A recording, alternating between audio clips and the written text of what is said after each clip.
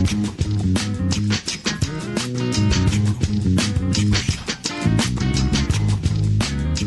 bienvenido Robert Silva, gracias por estar aquí con nosotros. Gracias por la invitación, un gusto. Bueno, varios frentes para poder conversar, pero podríamos arrancar por la convocatoria al Parlamento al ministro Gabriel Odone de Economía, ¿no? Y al de Trabajo, Juan Castillo, por los cambios en las AFAP planteadas por el documento final de diálogo social, que se conocerá formalmente mañana martes. ¿Ya está definido si será en el Senado o en diputados? No, lo que hemos sí conversado es la preocupación que genera estos presuntos cambios en el régimen previsional que se van a proponer a partir de este llamado diálogo social, que afectan severamente el sistema que la ciudadanía ratificó a partir del plebiscito de octubre del 2024 y que queremos que los responsables del gobierno concurran al Parlamento a explicar. Bien, pero dos preguntas. Primero, ¿se define ya si es interpelación o va a ser un llamado a comisión? No hemos definido, no descartamos nada, que no pueda se ser descarta un llamado a comisión, interpelación, concurrencia en régimen de comisión general. Bien. ¿Y esperar a que se presente el documento al Ejecutivo antes de...? Porque capaz que el gobierno lo lee, lo mira y no lo toma, ¿no? Sería muy raro, ¿no?, que una cuestión que se ha acordado entre los participantes del gobierno y de los sindicatos particularmente y de algunas otras asociaciones, luego no se hiciera público como ha trascendido que tiene determinado contenido. Vamos a esperar de todas maneras. Ese documento lo van a mandar al Ejecutivo y luego veremos qué hace el Ejecutivo. Odone ya ha fundamentado incluso sobre esos cambios. ¿Qué lectura hace sobre las intervenciones que ha tenido, sobre todo Gabriel Odone, que es el que más ha hablado sobre este nuevo cambio, donde ha justificado estas nuevas propuestas que hay? Yo creo que el ministro Odone comete un error garrafal, que es minimizar el tema. El tema es muy importante y trascendente porque es un misil al sistema previsional generado a partir de 1996, un sistema mixto en donde está el Banco de Previsión Social por un lado y las llamadas AFAP por el otro, donde los aportes que se realizan a la previsión social va en general un 85% al BPS, un 15% a las AFAP, y a partir de ahí se genera un régimen complementario.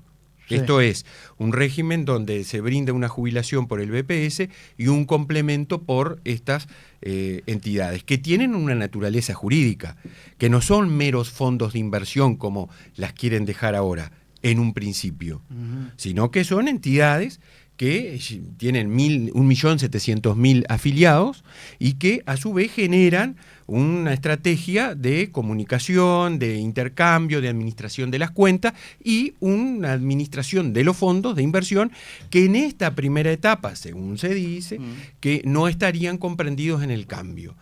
Yo digo, esto es como dijo el presidente del PCNT, Abdala, es una primera etapa con el objetivo que tienen él y un conjunto de personas, y como lo vienen manifestando desde siempre, hace 30 años, desde que se creó, que las quieren eliminar. Bueno, y la ciudadanía ya le dijo que no las queremos eliminar. Más del 60% se pronunció y dijo no. Y si algo funciona bien, ¿por qué tocarlo? Yo creo que acá hay un garrafal error del gobierno, que es minimizar el impacto que esto iba a tener.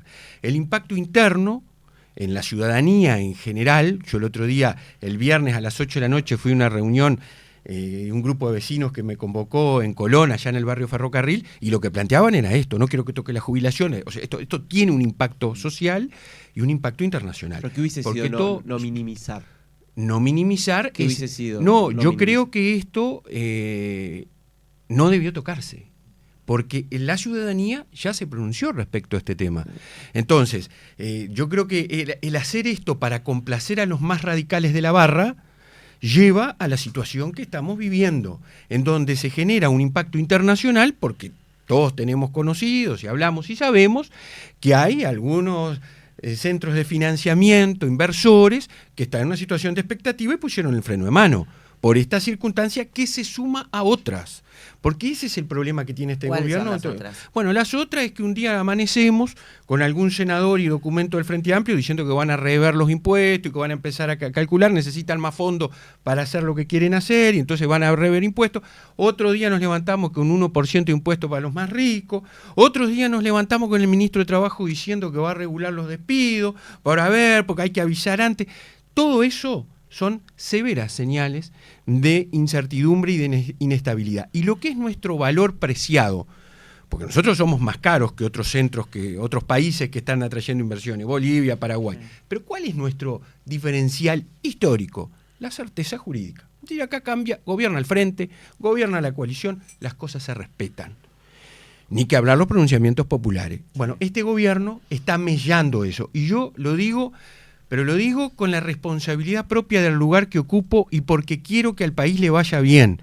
Pues si al país no le va bien, no le va bien a su gente. Y para que al país le vaya bien, al gobierno le tiene que ir bien. Entonces yo tengo la obligación de decir todas estas cosas que considero que están mal. Pero el gobierno dice, bueno, acá no estamos yendo contra el pronunciamiento popular, porque no se eliminan las AFAP.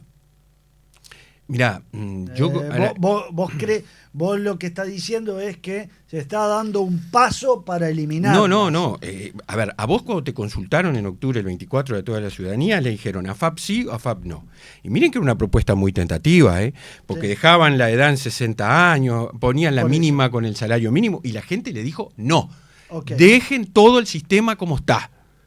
Eso dijo la gente. O a la gente le dijeron, no, miren, ahora va, ¿usted qué quiere? ¿Que quede administrando los fondos solamente y las cuentas pasen? No.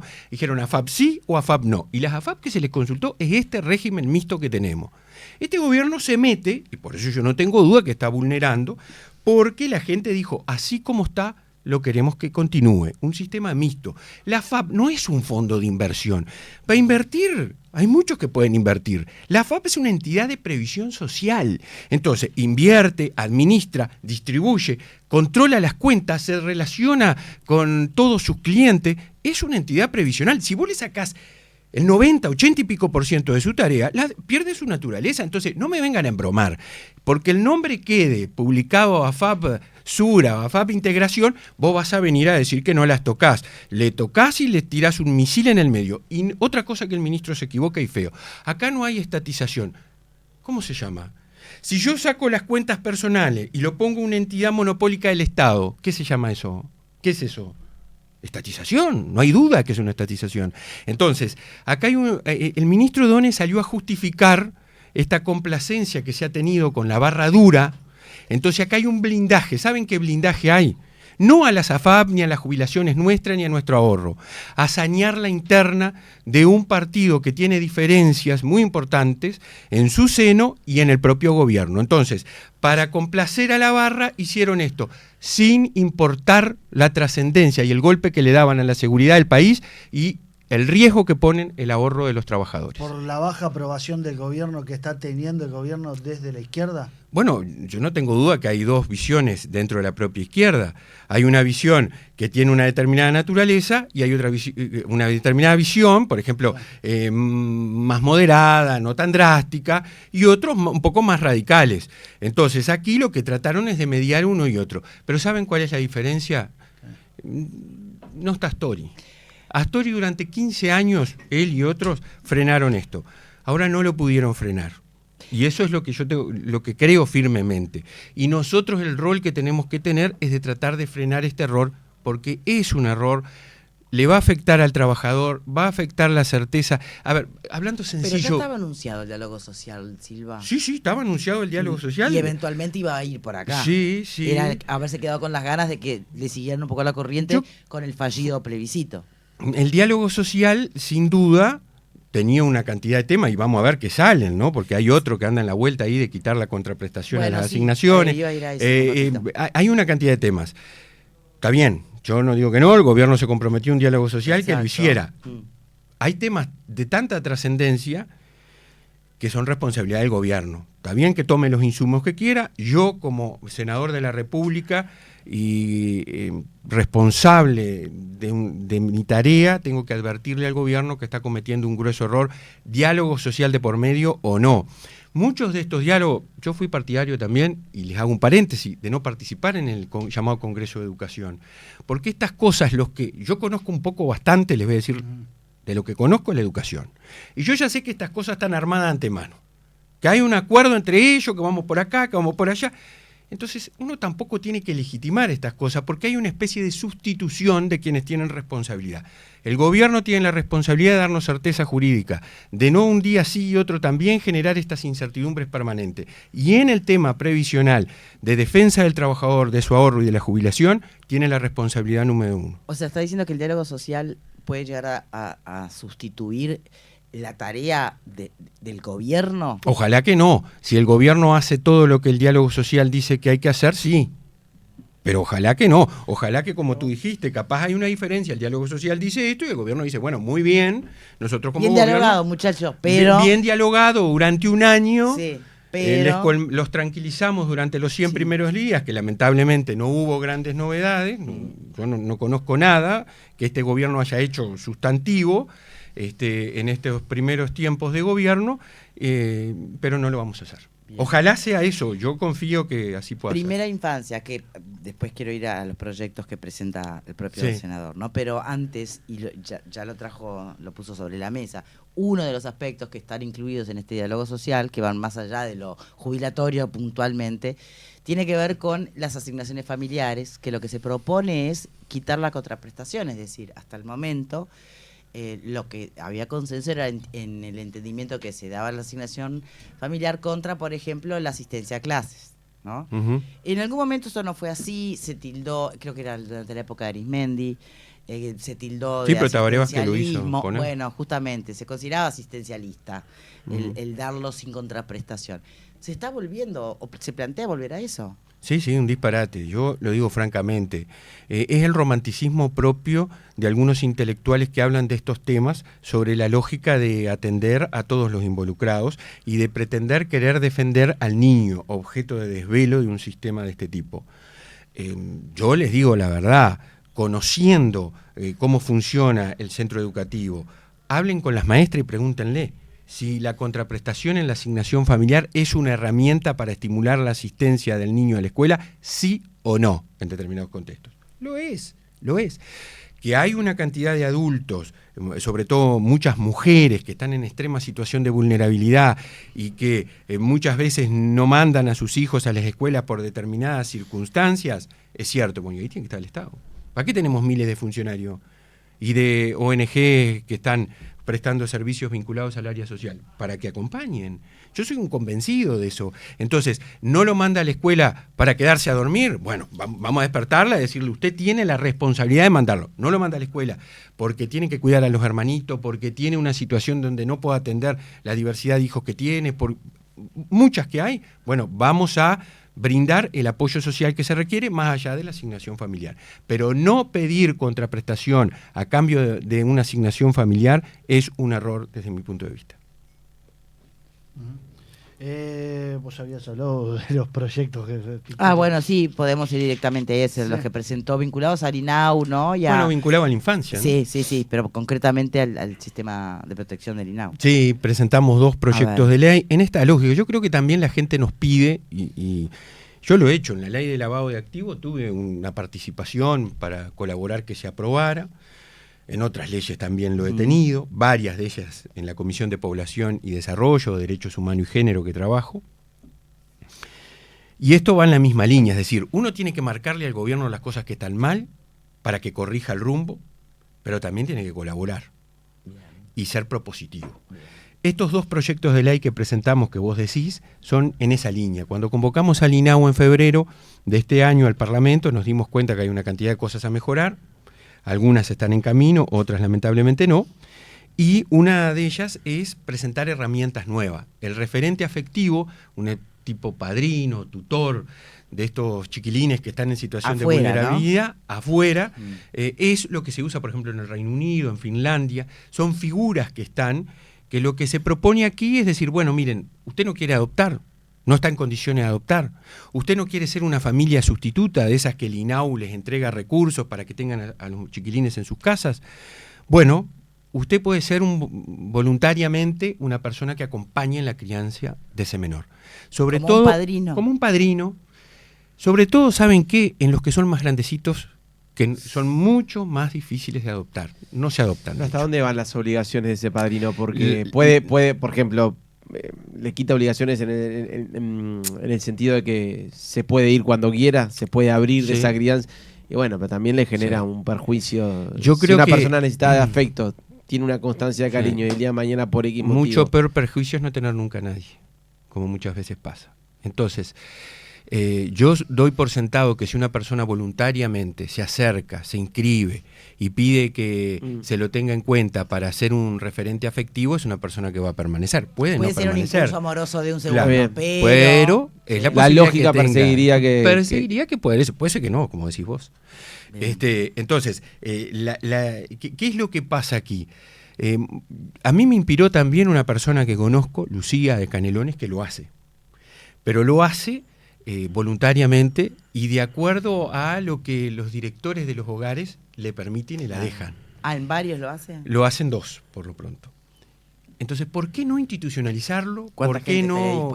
¿Cuánta gente podría estar dispuesta a colaborar en la crianza? Sí. No sustituye al INAU, en primer lugar, a los referentes técnicos, no sustituye eventualmente a las familias que puedan estar, pero es alguien que acompaña en la crianza, que lo saca a dar una vuelta, que le pregunta que duerma en la casa de esa persona. Si quiere en algún momento puede dormir o no. Eso hay que dejarlo bien claro, ¿no? No va a ir a vivir a la casa con esta persona.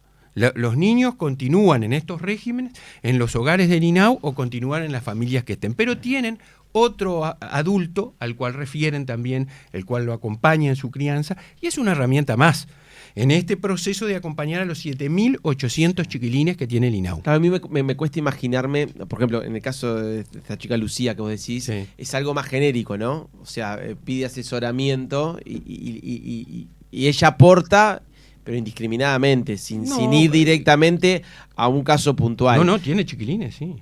Pero seleccionados por ella. En diálogo con las direcciones de los hogares. Está, pero este padrinazgo sería hacia una persona. Hacia un menor. Hacia un menor específico. Claro. En donde el acompañamiento se dará en función de la voluntad de la persona que lo quiera hacer y de la propia institucionalidad que lo tiene a cargo. ¿Cómo lo reciba el menor? Porque yo me imagino que debe haber casos que ese acercamiento con una figura de afuera sea maravilloso y sea súper proactivo y constructor de afecto y de vínculo. Y de vínculo y de autoestima y ¿no? Y en otros casos tal vez por otras razones podrá ser perjudicial, claro. Podrá llenarlo de frustraciones, de más angustia que otra cosa. Y tocaba un punto que es que los más grandes, que son los que no. Y hay casos, internacionalmente, vos decías el Reino Unido, que por ejemplo los menores que son más grandes y que no los toma nadie para adoptarlos, se ven beneficiados, o sea, son los que mayormente se ven beneficiados. Y hay algunos lugares donde nosotros acá además tenemos un problema, que es que cuando llegan a los 18 años quedan fuera de la tutela del INAU. Claro. Y muchos de ellos no están en condiciones de afrontar por sí las obligaciones que implica salir de un hogar, irse. Muchos están en situación de calle. Y esa es la realidad. Entonces, al tener un referente afectivo, generás un espacio más donde podés acompañar, incluso en esa situación de desinstitucionalización, irse del hogar o no tener más una familia, donde el INAU da una contraprestación. Y pienso también que puede ser ese padrinazgo, vamos a tomarlo en edades más tempranas, quizá un paso previo para tomar el camino de la adopción. Estoy de acuerdo contigo. Me lo han dicho una instancia, no sé si está comprobado en números, eso en otro lado, pero por lo menos no me tomo ciertas obligaciones. De entrada. Claro. Sí, también. A ver, esto es lo que pretende nosotros, yo el otro día lo puse sobre la mesa en la Comisión de Población, hubo acuerdo de los 3 partidos políticos, del Partido Nacional, del Frente Amplio y de nosotros obviamente, de comenzar el tratamiento de este tema, convocar al INAU, convocar a la Institución Nacional de Derechos Humanos y comenzar a avanzar. Junto con el otro. Porque el otro proyecto, ¿qué es lo que tiene? Es la generación de un plan individual de intervención. Que cada uno de los niños que están internados tenga hablando criollamente, historia clínica, historia médica, que se registre y se fundamenten las decisiones que se toman respecto del mismo y que independientemente, por ejemplo, del cambio de hogar, exista un continuo de todo lo que ha venido pasando en la vida. Que no exista ya eso. Hoy por hoy lo que el INAU tiene es un registro pasó de tal lado a tal otro, pero no tiene de la cotidianidad propia de lo que le va sucediendo en su vida a ese menor que en muchos casos, convengamos, son vidas con problemas. Sí, vulnerables. Por ende, una historia clínica más nutrida más nutrida que diga pasó del hogar tal al hogar tal. ¿Cuál? Sí. Tiene que tener un registro permanente, incluso de situaciones, un registro de atenciones. Ni que hablar, miren, una cosa que es transversal al INAU y que lo hemos ido aprendiendo, que es el tema de la salud mental, que está muy afectado. Y que además hay informes que te dicen de la Institución Nacional de Derechos Humanos, ahora salió de Amnistía, más allá de las muertes que son terribles que han pasado con menores a cargo del INAU, también las situaciones de vulneración de los derechos que tienen estos menores, en internación o en involucramiento con el INAU o con familias que están a cargo de los mismos. Entonces, vos lo que tenés que hacer es profesionalizar. ¿Esto cuesta plata? Mira, yo te digo que no cuesta plata, porque vos con los recursos que el INAU tiene podés generar, y en diálogo con otras instituciones, este plan digitalizado que sea como algo, viste, como decimos, algo transversal, pero además tenga una trazabilidad de lo que le pasó al menor. ¿Sabés cuánto cambian un menor promedio en el INAU de hogar? 3 veces. Y si tú no tenés un registro, cada vez, me lo dice la gente que llega a un hogar, es como empezar de nuevo. No, mira, pasó tal cosa, y empieza, porque hoy por hoy se registra en unos cuadernitos a mano escrito lo que va pasando.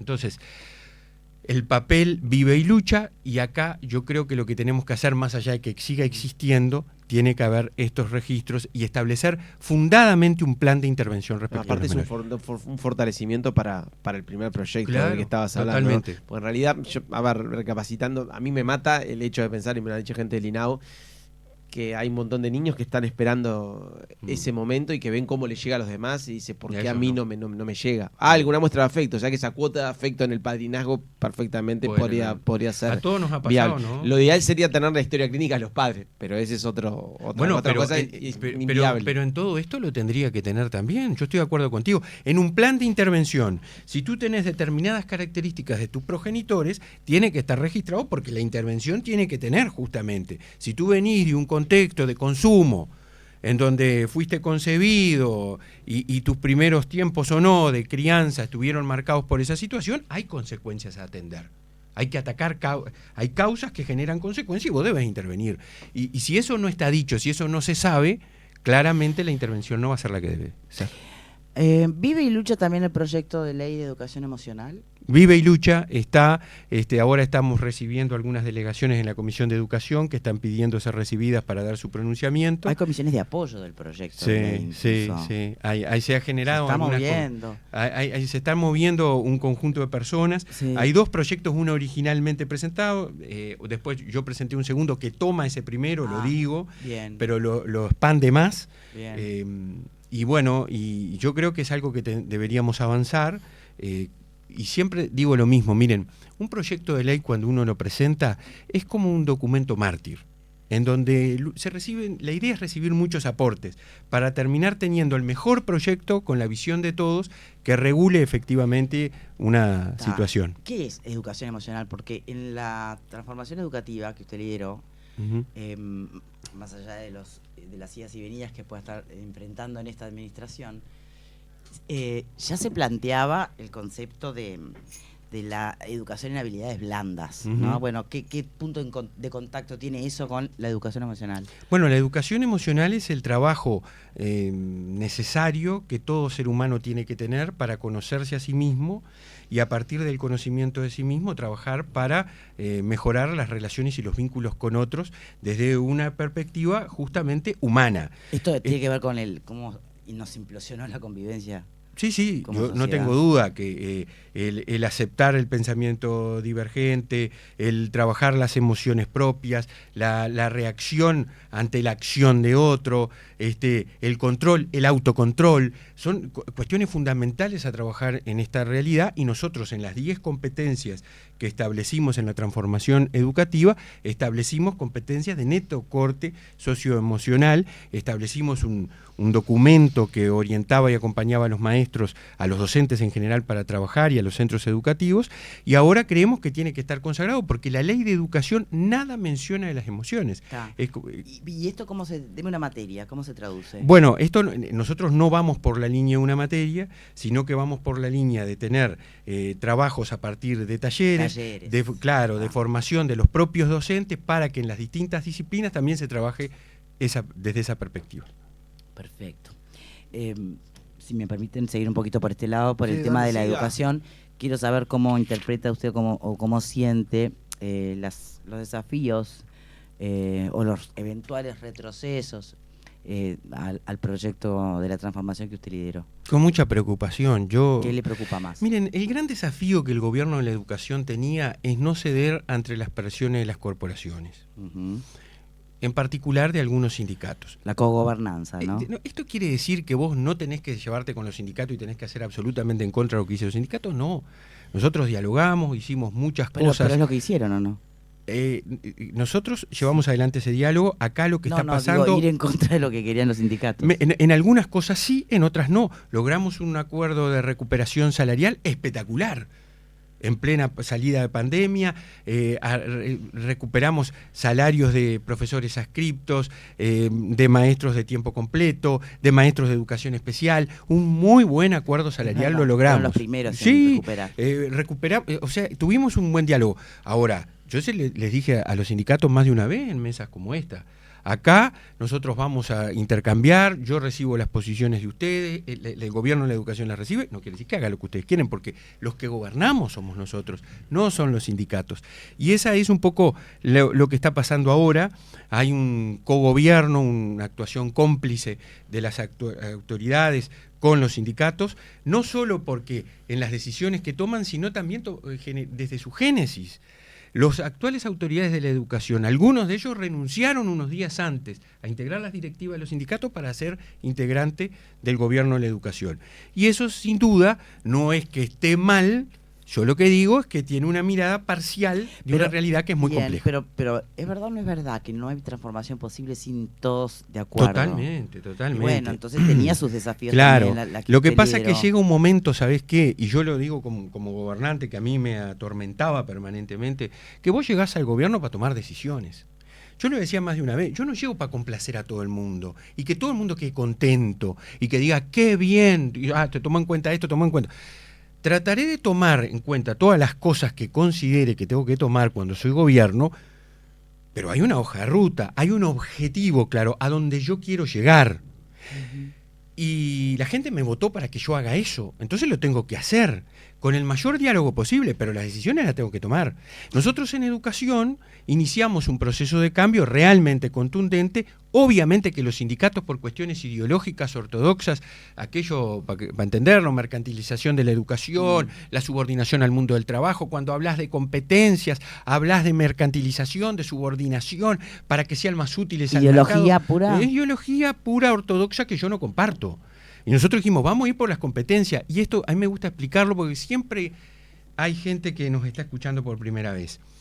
¿Qué son las competencias? Es formar para la vida. ¿Qué es formar para la vida? Bueno, mirá, tener en cuenta los contenidos que vos aprendes en historia, en geografía, matemática, física, química, y desde esos contenidos desarrollar aprendizaje permanente, el aprender a aprender, la competencia en comunicación, el pensamiento crítico, el pensamiento científico, el saber trabajar con otro, entre tantas otras cosas. Desde la historia articulada con la geografía, la matemática, la física, el idioma español, desarrollar competencias. Y nosotros hicimos cosas, claro que hicimos cosas. ¿Sabés qué le dijimos a los docentes? Usted tiene que planificar y registrar que eso se logra. ¿Y cómo usted hace para que desarrollen competencias más allá de enseñar los contenidos? ¿Más trabajo? Sí, más trabajo. Distinto, cambiante. salir de la rutina de que muchos hacían de hace mucho tiempo para hacer otra cosa diferente. Trabajo por proyecto, resolución de situaciones, problemas, ver qué está pasando en el barrio, aplicar las asignaturas y el aprendizaje hacia eso. Y bueno, y todo eso se está dando marcha atrás. Yo lo tengo que decir porque es así, porque estoy en diálogo permanente con los docentes.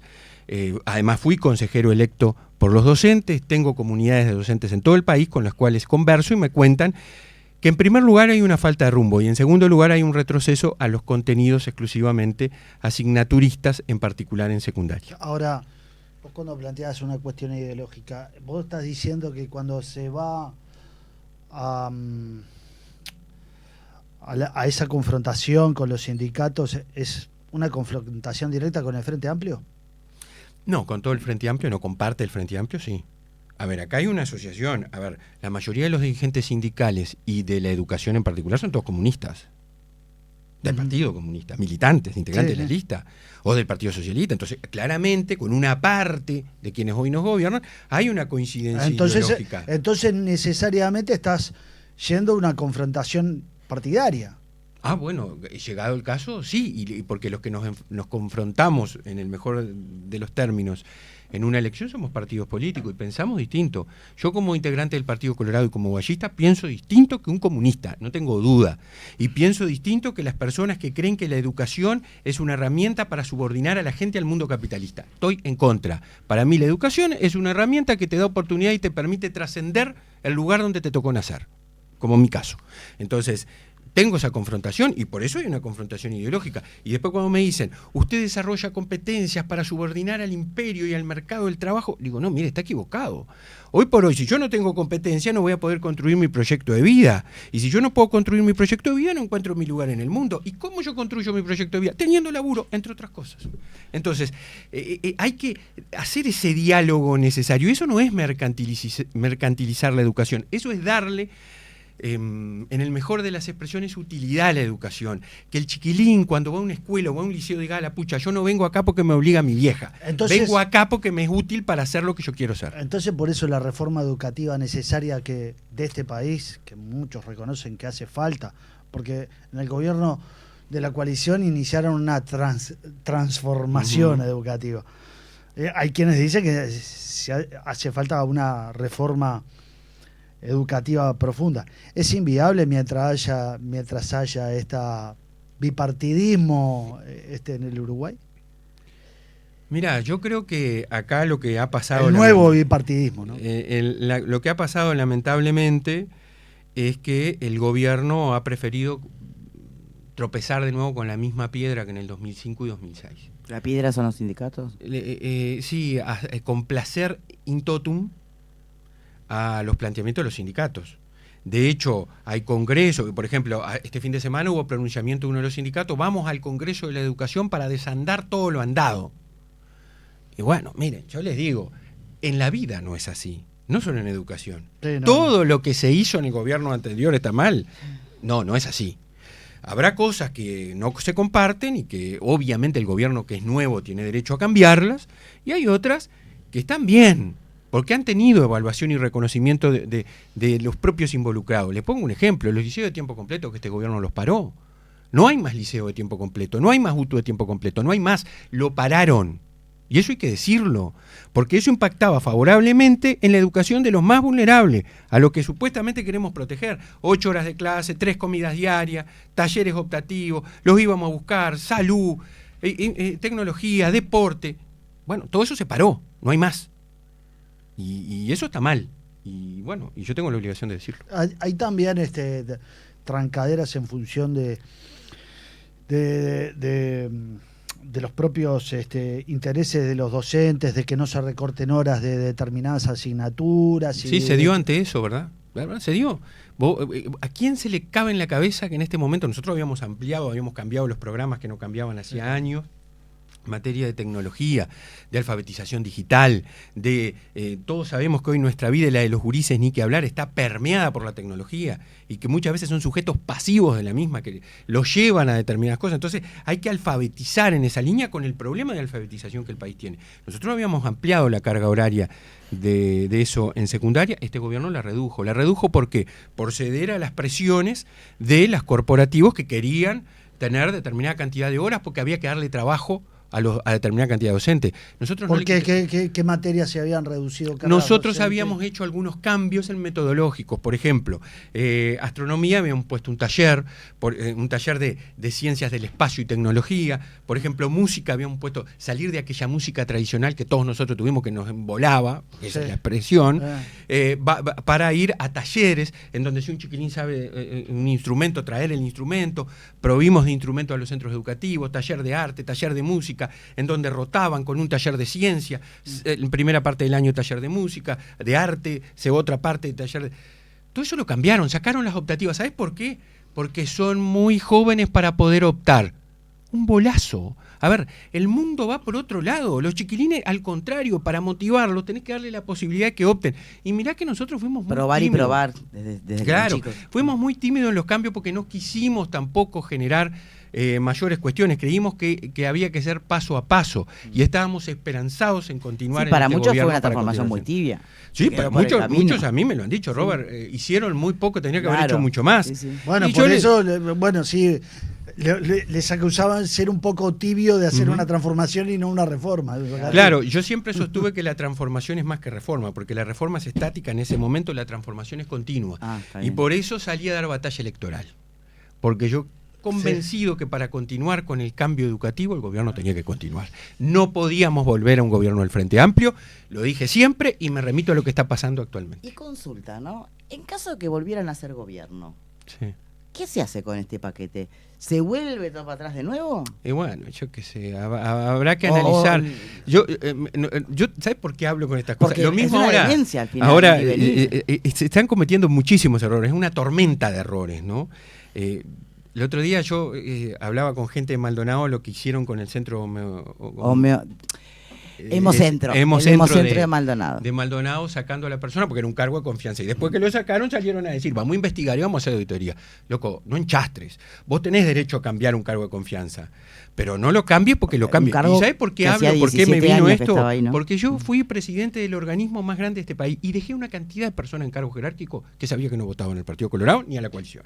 Porque eran buenos en lo que hacían. Y tengo evidencia de eso y la gente sabe que lo hicimos. Entonces puedo hablar con propiedad. Y lo mismo pasa en una cantidad de medidas.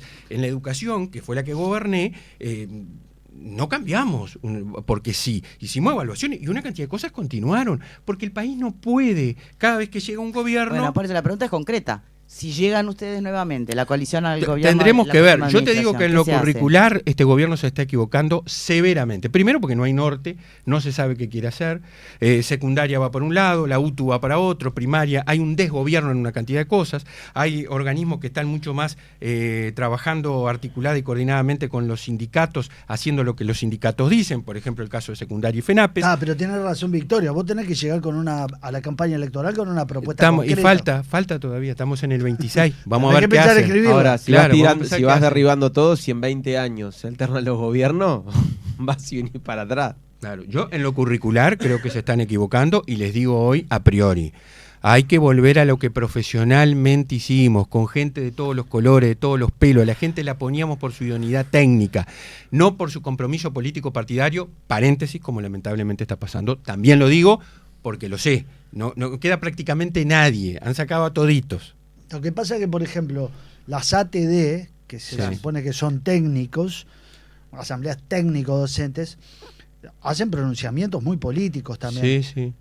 ¿Se ha contaminado eso? Totalmente contaminados, han perdido la visión técnica, algunas más que otras. La de UTU colaboró mucho en la transformación y estuvo muy al lado del cambio educativo en UTU, porque UTU viene trabajando las competencias desde Figari, principio del siglo XX. Y ahí comenzó a desarrollarlas cada vez más. En UTU va a hablar de competencia y no es mala palabra. Claro, pero para estos otros le dicen competencia, mundo del trabajo, mala palabra. Bueno, mi amigo, usted vive en Narnia.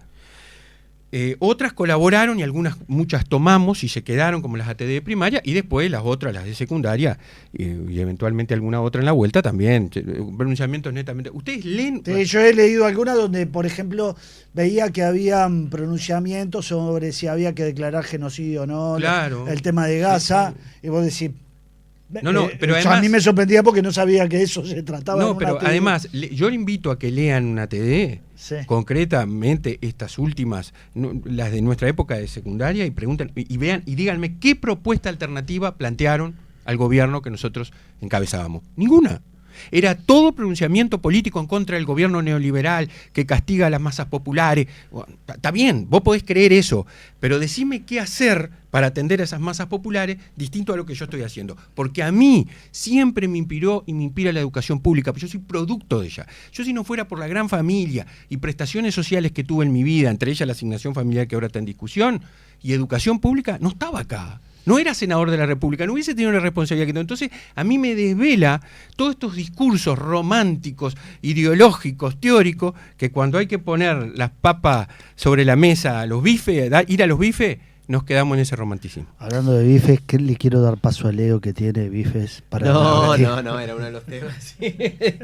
No, pero ¿querés tirarlo? Vos te relames. Hoy hablabas de la interna del Frente Amplio. Sí. Y la interna del Partido Colorado. Bueno, estoy leyendo una de las tantas notas que de Amaral fue lo que al rojo vivo se calienta la interna entre Ojeda y Bordaberry. No, pero a ver, esa nota, estamos avanzando. Bueno, esto fue a raíz de la interpelación, por qué cámara se hacía. Nosotros tenemos nuestra interna, y yo les digo bienvenida a la interna porque el partido de las unanimidades nos llevó a ser lo que fuimos. Tenemos visiones distintas en varios temas. En el momento de la interpelación quedó en evidencia que se entendía que tenía que ser en una cama o en otra. Sin embargo, producto de esas diferencias, en la interpelación al ministro Negro fuimos un relojito como partido. Los 5 senadores colorados trabajamos en forma coordinada, articulada, y dejamos en evidencia lo que a la postre terminó pasando, ya sea con la liberación de presos, ya sea con cuestiones técnicas, o poner en evidencia cosas que no están bien en la seguridad de este país, que es lo que le preocupa a todos los uruguayos. Entonces, desde la desavenencia que puede existir, puede haber cosas. Está bien, positivas. pero este es un episodio puntual en el tiempo. Sí. Esa puja por el liderazgo existe, y me imagino de cara a 2029 va a existir. Sí, ¿Cuál es la proyección que ve Robert Silva? Yo creo que nosotros tenemos que potenciar las distintas orientaciones. Nuestro partido fue grande cuando tuvo visiones distintas.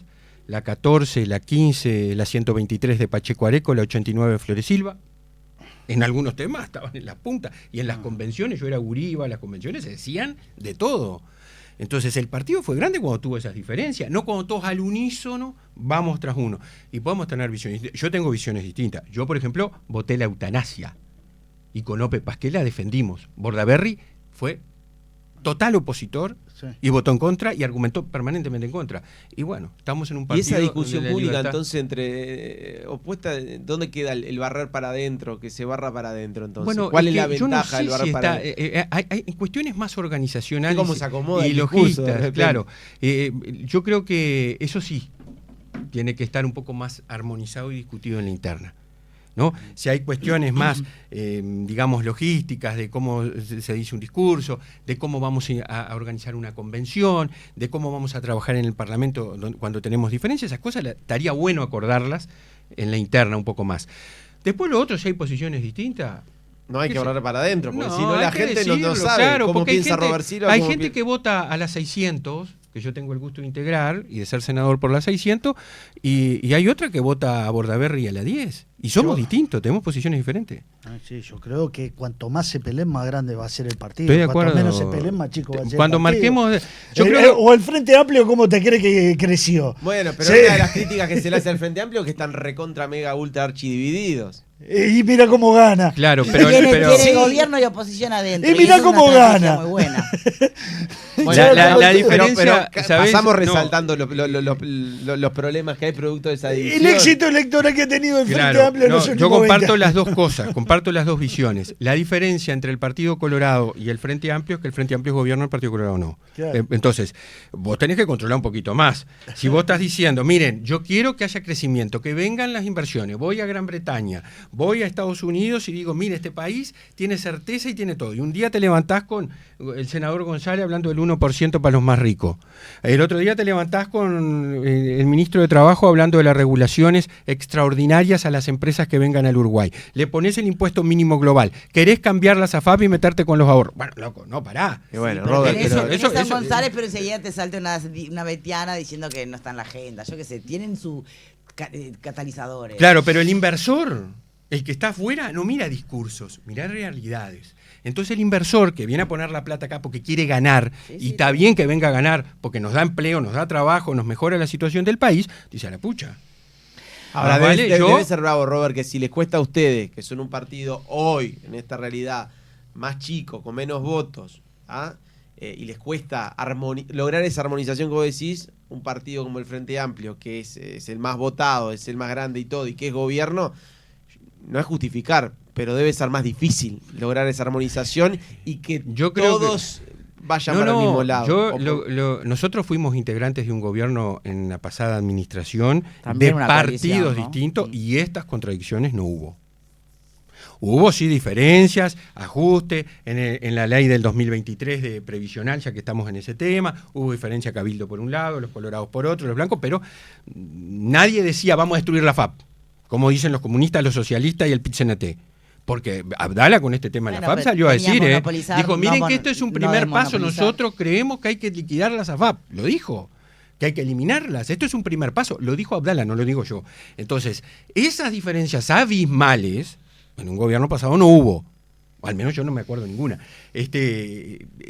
Entonces, creo que acá hay un problema severo, pero lo que a mí me preocupa es eso que hablaba, está afectando el clima de inversiones de este país, está afectando patrimonio que costó mucho construir, que es la certeza y la seguridad jurídica, para decirle a la gente, empleo, trabajo, que vengan inversiones, que vengan empresas, que no se vayan, que inviertan. Eso es lo que nosotros necesitamos tener. El otro día hablaba con una persona que tiene un cargo de responsabilidad en una empresa privada de zona franca. El impuesto mínimo global llevó a una cantidad de empresas a revisar su situación en el Uruguay, para ver si convenía o no convenía. Y andás a ver si por ahí no vino algunos ajustes y algunos que dijeron vamos a ver si nos vamos a otro lado. Entonces, estas son cosas que no nos hacen bien. Y yo como oposición lo tengo que decir porque creo que es muy importante que al país le vaya bien. Rápidamente nos vamos a las rapiditas. Ya las conoce. Sí, ya he venido algunas veces. Vamos, Esteban. Rapiditas. Punto de encuentro. Llegan las rapiditas. Un ping pong de respuestas rápidas. Y un solo paso. Las rapiditas. Un poco de las dos cosas, exactamente. Sí o no y un paso. ¿Ok, Robert? Dale. Vamos con la primera. ¿Hay debates donde gana el que menos enreda, aunque sus argumentos sean peores? Sí. ¿Las redes sociales afectan negativamente a la política? En líneas generales. Sí. Si el Senado fuera un grupo de WhatsApp, ¿silenciarías alguno? Sí. ¿Alguna vez usó una frase larga para no responder algo concreto? Sí, por supuesto. Más de una. ¿Se puede ser político sin volverse un poco actor? Sí, hay que ser auténtico. ¿La política actualmente tiene más guión que improvisación? Hay mucho guión. ¿Hay colegas que hablan mucho y dicen poco? Sí. ¿Se puede hacer política sin repetir frases hechas? Un anhelo a seguir. Paso si querés. Porque... Bien. Bueno, necesitan pensadores. ¿Hay más egos que soluciones en la política? Sí, por supuesto. La educación es el tema que todos priorizan hasta que hay que decidir. Sí. ¿Alguna vez pensó Robert Silva... esto no hay PowerPoint que lo salve? A ver. No sé, un tema puntual, ¿será? Esto. ¿Cuál? No me mires, a mí no las hice yo. No las hiciste vos, es verdad. Bueno, la pasamos nosotros. No, es general. ¿Alguna vez claro, en algo general. Che, esto no hay PowerPoint que lo salve? Sí. Pues ¿se puede sobrevivir a una comisión sin mirar el celular? No. Dale. No. Muchas gracias, Robert Silva. La sinceridad ante todo, ¿no? Por supuesto. Es una lucha permanente, porque además creo y lucho con eso porque es una falta de respeto hacia las personas que muchas veces recibimos, sobre todo cuando recibimos gente, estar con el celular. Lo que a veces uno tiene, yo le digo a la gente que está del otro lado a veces, mire que estuve con el celular porque estuve preguntando cosas que ustedes plantearon. Sí, o vas buscando información mientras tanto. O le pido a un asesor en tal tema, mirá, están diciendo tal cosa y me brindan la información y después tengo para preguntar. Muchas gracias, Robert Silva. Bueno, gracias a ustedes.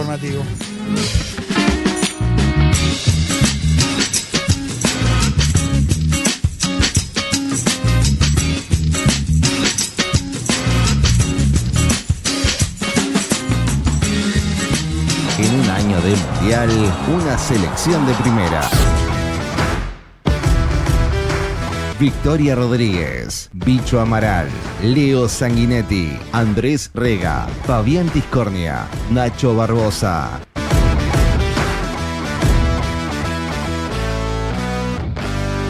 Punto de encuentro.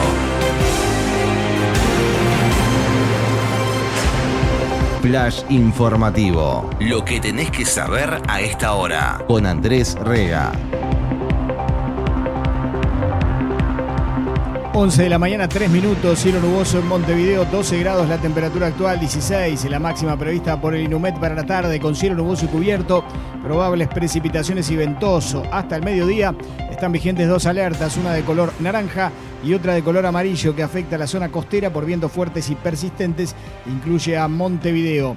Hoy a las 13 horas se reúne la comisión investigadora que analiza el proceso de adquisición de las OPB y está recibiendo al ex comandante en jefe de la Armada, Jorge Wilson, mientras una investigación administrativa ampliada en el Ministerio de Defensa procura investigar las contradicciones en los testimonios de Wilson y el entonces encargado del proyecto de las OPB, el contraalmirante José Ruiz, que esto tiene que ver con los pormenores del segundo pago de los $8 millones a Cardama a comienzos del año pasado por la construcción de las patrullas oceánicas. El almirante comparece este lunes para dar su versión de los hechos.